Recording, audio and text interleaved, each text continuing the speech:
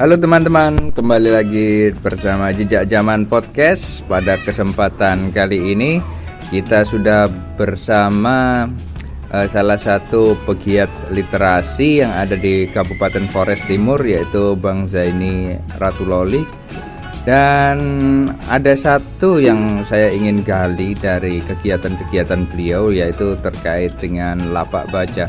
Sebenarnya kalau kita dengar lapak baca ini mungkin asing bagi teman-teman yang memang jauh dari bidang pendidikan, namun untuk teman-teman yang sudah bergiat di literasi mungkin tidak asing. Tapi di Flores Timur lapak baca merupakan hal yang cukup baru karena tidak banyak orang yang melakukannya. Yuk kita langsung saja ngobrol bersama Bang Zaini Boli. Selamat sore Abang Zaini Boli. Sore Pak Yan. Bagaimana kabar hari ini? Alhamdulillah baik. Ya, teman-teman perlu ketahui bahwa kita sekarang duduk-duduk di lapak bacanya Bang Zaini Boli yang kebetulan ada di Weri, Larantuka, Kabupaten Flores Timur. Tepatnya di perumahan di belakang PLN. Baik, Abang, saya ingin menanyakan beberapa hal yang mungkin ada hubungannya dengan kebudayaan dan juga pendidikan, yaitu terkait lapak baca. Kalau kita lihat Abang punya kegiatan ini kan, lapak baca ini salah satu ikon bagi Bang Zaini yang kalau dalam kata-kata kami, Bang Zaini ini sedang membudayakan lapak baca. Sebenarnya dalam benak Bang Zaini Boli, apa sih lapak baca dan apa kira-kira manfaatnya untuk kita? Lapak baca itu sebenarnya kan dia bukan hal yang baru.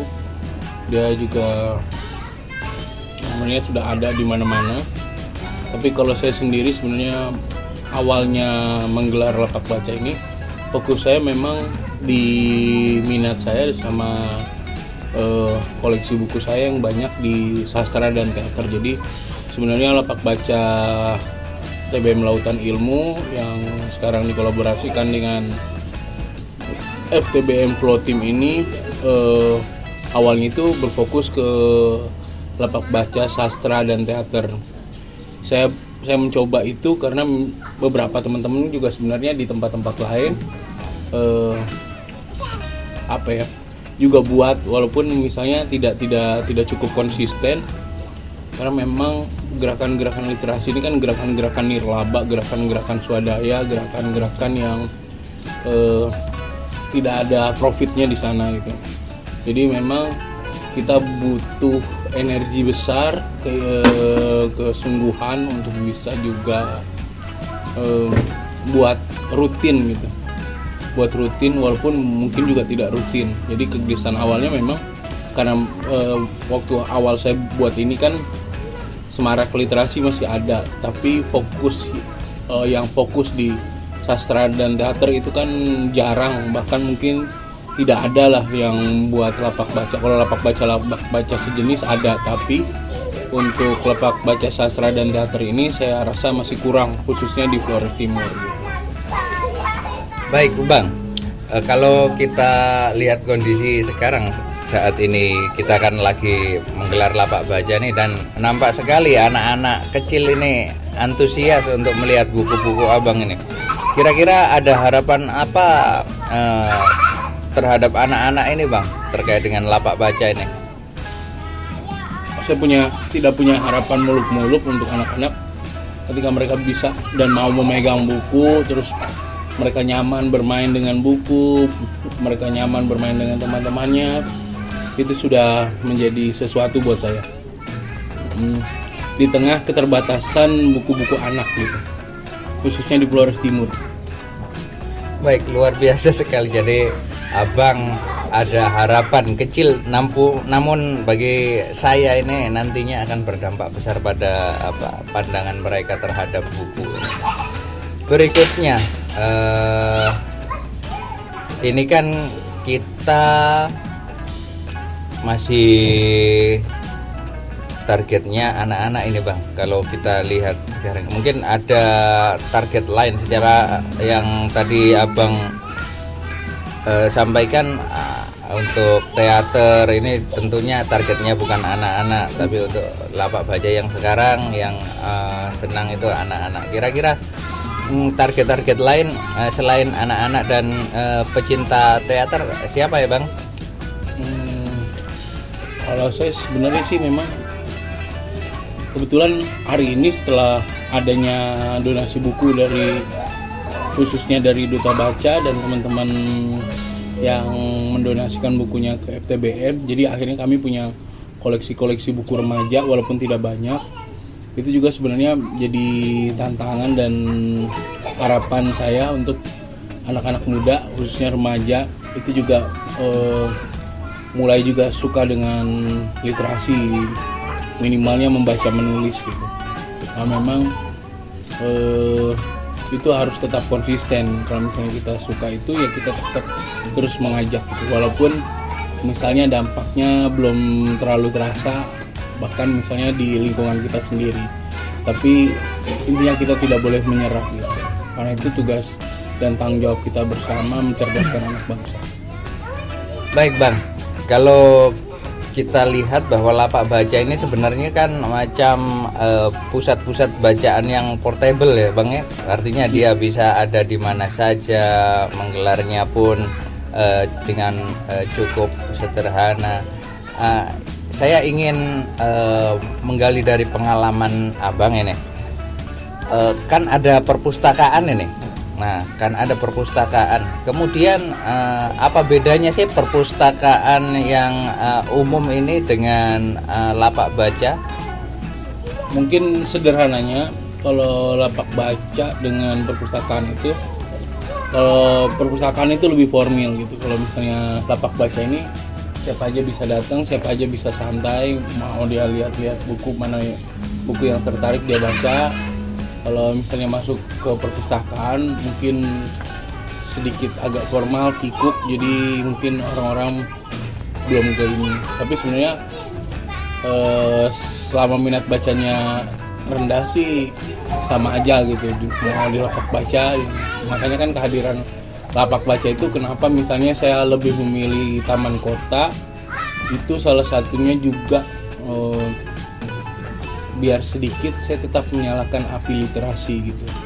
Karena di tahun 2018 saya ingat kita diproklamirkan sebagai kabupaten literasi, tapi hal itu buat saya sendiri terlihat tidak berkembang dan kecenderungannya kita berjalan masing-masing gitu. Jadi memang kita bilang giat literasi, tapi ya memang ada di mana-mana, tapi lebih ke kelompok masing-masing gitu.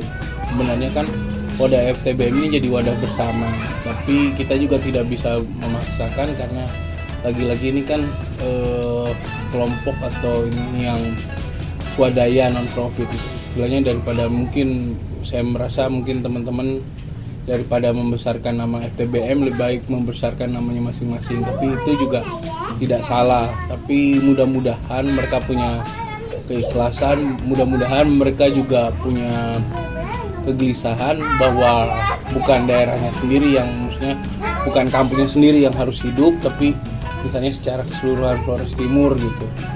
Nah, kita berangkat dari kabupaten yang sama. Baik Abang, tadi ada satu kata yaitu tentang minat baca Bang. Saya ingin diskusi dengan Abang nih, kira-kira minat baca di Flores Timur ini menurut Abang pribadi seperti apa gambarannya untuk minat baca? Ini secara sekilas yang saya alami, yang saya lihat di lapangan, kalau saya bilang rentang usia SD itu mungkin sampai SMP sedikit lah, itu minat bacanya cukup tinggi. Keinginan tahuan mereka tentang keinginan tahunan mereka tentang buku itu tinggi. Tapi memang lagi-lagi kehadiran bukunya yang rendah. Berbeda dengan misalnya minat baca di kalangan anak-anak SMA ke atas. Itu sedikit kurang. Pertama sedikit kurang dan kehadiran bukunya juga kurang. Tapi berbeda dengan yang ini anak-anak. Tapi sebenarnya sih juga akhirnya saya merefleksikan diri. Sebenarnya kita juga nggak perlu maksain diri untuk misalnya bukunya selalu hadir ada gitu, khususnya untuk yang remaja. Tapi saya tetap memandang penting dan perlu kehadiran buku-buku anak, karena buat saya itu yang lebih dibutuhkan di Kabupaten Flores Timur dari yang kita bisa lihat secara umum. Wih, mantap nih Abang. Ini saya tanya lagi nih Bang. Di sini kan Abang selain sebagai pembina dari TBM Lautan Ilmu juga sebagai ketua FTBM Flores Timur. Kalau kita petakan nih sebenarnya ada berapa titik lapak baca yang ada di kabupaten kita, Bang? Kalau bilang lapak baca itu kan lapak baca dia kan seperti yang tadi Pak Yan bilang dia portable ya. Iya. Jadi memang kalau hari ini yang saya tahu dan saya lihat memang tidak ada lagi, tapi 1-2 tahun ke belakang tuh ada. Makanya yang masih bertahan ini FTBM untuk saat ini untuk lapak baca. Tapi kalau taman bacaan masyarakat di beberapa titik masih hidup. Misalnya di Nubun Puhun, di Tihama atau Mas Dewa, terus misalnya di beberapa tempat misalnya Teras Baca Ilenapo, Spasio itu mereka masih hidup masih ini. Terus Nubun Tawa di Tanjung Bunga itu juga hidup. Sebenarnya kalau di data itu khususnya di tahun-tahun kita dideklarasikan sebagai Kabupaten Flores Timur itu sebagai kabupaten literasi, itu mungkin ada sekitar 50-150 TBM yang baca, tapi ketika giatnya tidak lagi digaungkan, satu persatu meredup. Saya tidak ingin mengeluh, tapi memang kondisinya kurang lebih seperti itu. Tapi ketika kita punya kecintaan sama buku, kita punya kecintaan sama literasi, kita tidak menunggu apakah ini sedang dibicarakan, apakah literasi ini sedang hangat-hangat dipromosikan, itu tidak. Jadi dia jadi kalau meminjam istilahnya ketua FTBM NTT Polikarpus Pusdo, bahwa literasi itu kehidupan. Jadi saya jalanin aja gitu, maksudnya literasinya ya kita jadi keseharian. Walaupun tidak sampai setekun seperti apa, tapi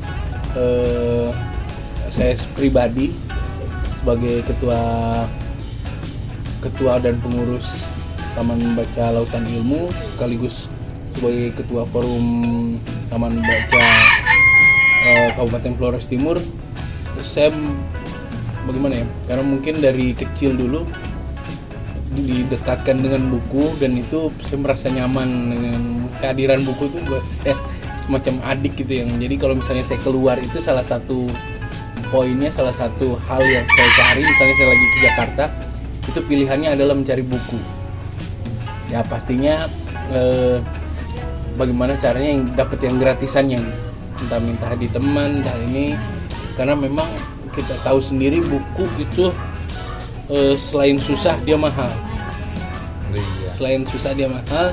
Tapi ketika kita punya banyak teman yang punya kepedulian di sana, itu kita bisa juga dapat gitu.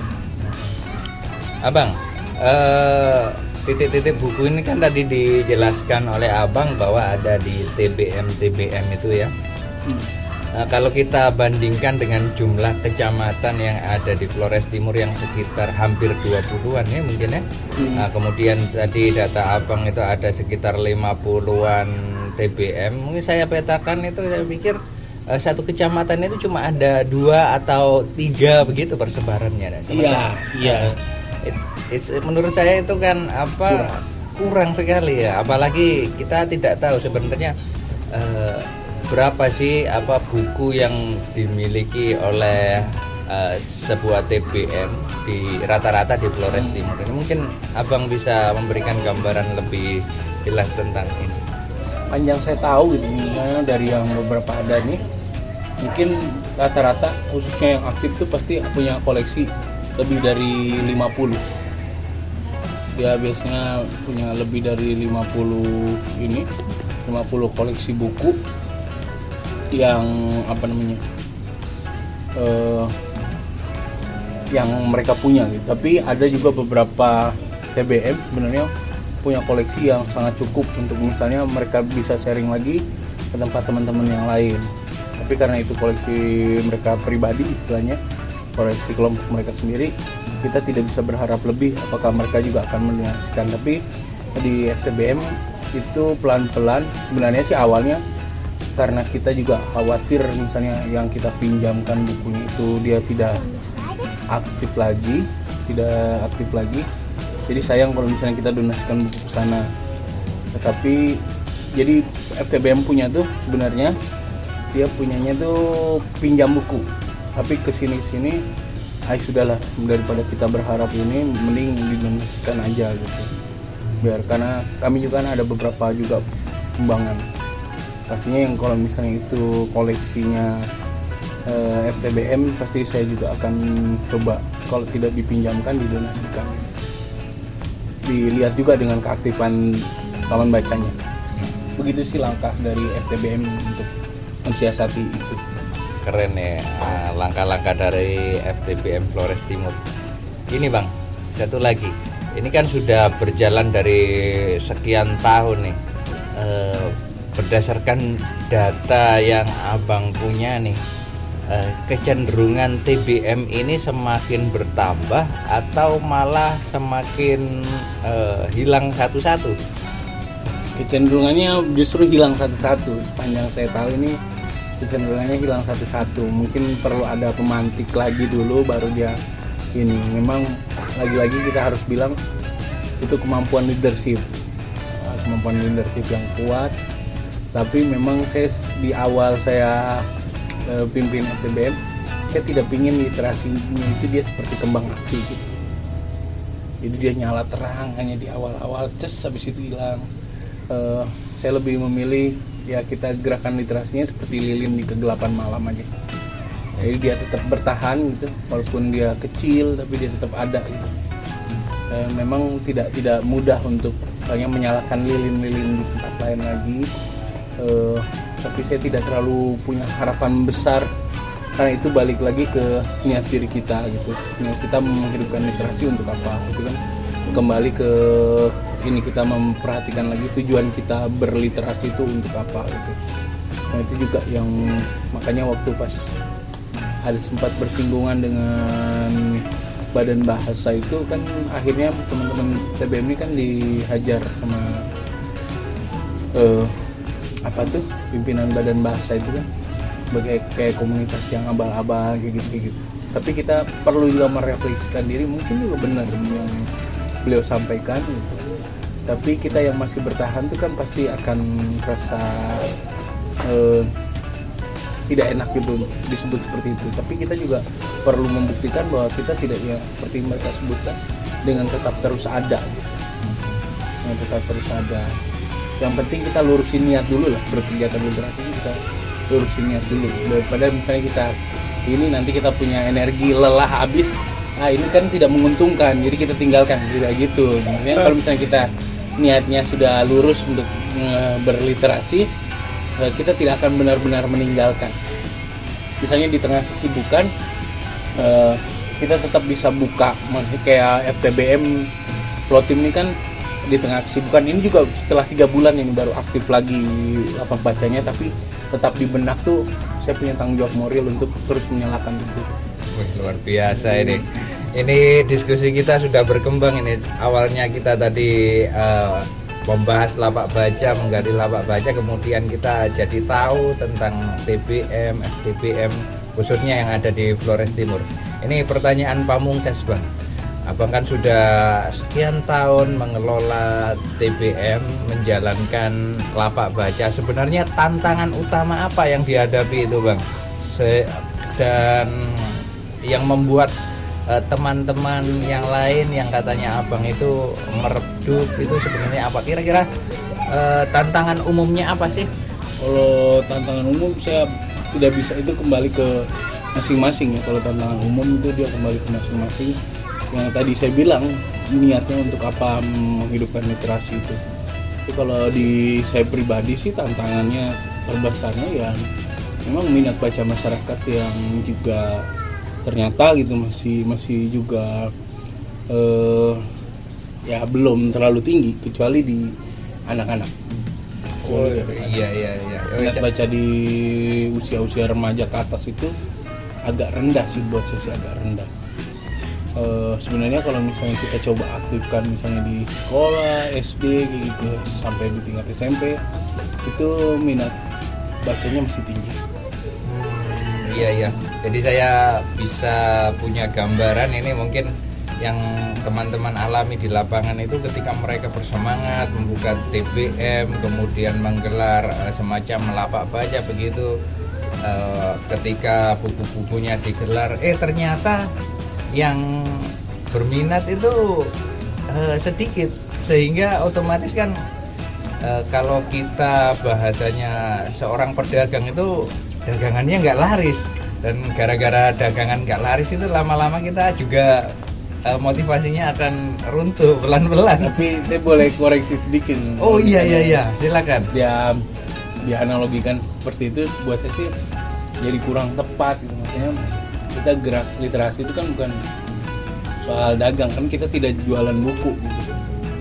Tapi kita sedang mencoba istilahnya mencoba menginspirasi orang lain bahwa kita perlu terus menghidupkan api literasinya. Kalau misalnya kita penggiat literasinya juga sudah patah semangat lebih dulu, itu yang juga jadi PR tersendiri. Jadi memang kan ini kan bukan kayak kita membuka lapak baca. Ini kan bukan soal menjual buku, tapi bagaimana mengajak orang untuk juga punya semangat berliterasi, punya semangat untuk membaca. Jadi minta maaf, pokoknya itu tidak bisa dianalogikan seperti orang dagang kalau buat saya.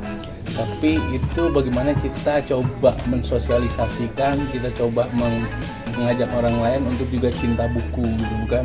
Bukan karena ini bukan bisnis. Kalau misalnya ini bisnis, maka lebih baik kita angkat kaki dari literasi gitu. Karena ini kan ada hal lain yang kita boleh lebih lebih konsisten gitu. Dan ini kita harus punya kesadaran lebih, kegelisahan lebih bahwa ada generasi yang gelap ketika mereka tidak suka membaca.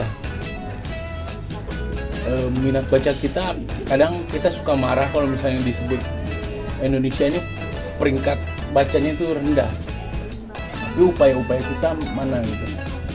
Kan misalnya tidak sama anak-anak di kota dengan anak-anak di daerah seperti ini.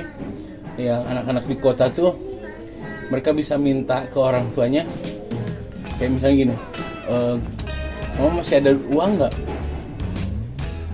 Buat apa? Buat beli buku. Beda kalau di sini ada buku aja belum tentu mereka akan baca. Maksudnya beda generasi, beda tempat, beda ini lingkungannya. Tapi misalnya di usia-usia mereka, usia-usia anak-anak ini sudah mulai didekatkan dengan buku. Jadi seperti yang saya coba juga alamin dulu dari saya usia-usia anak saya Maya ini, kami orang tua itu langganan majalah. Saya belum tahu baca tapi saya suka buka-buka itu. Jadi memang dibiasakan sejak dini. Nggak perlu mereka misalnya tunggu dulu mereka sampai bisa baca, tidak. Tapi literasinya didekatkan sejak dini biar itu dia melekat sampai dia nanti dewasa gitu. Dan saya percaya itu sih.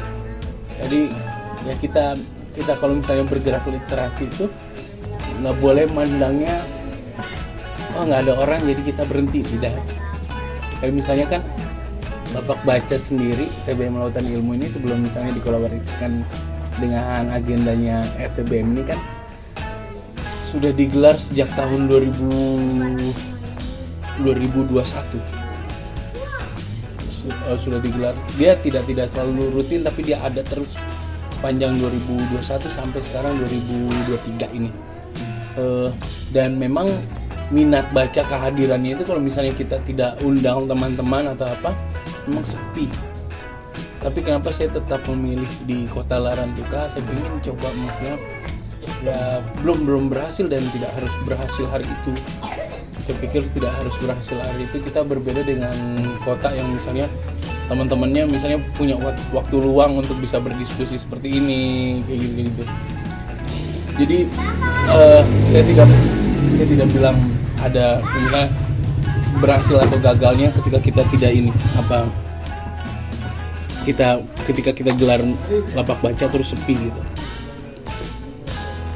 bukan di sana tuh. Baik Abang. Siap.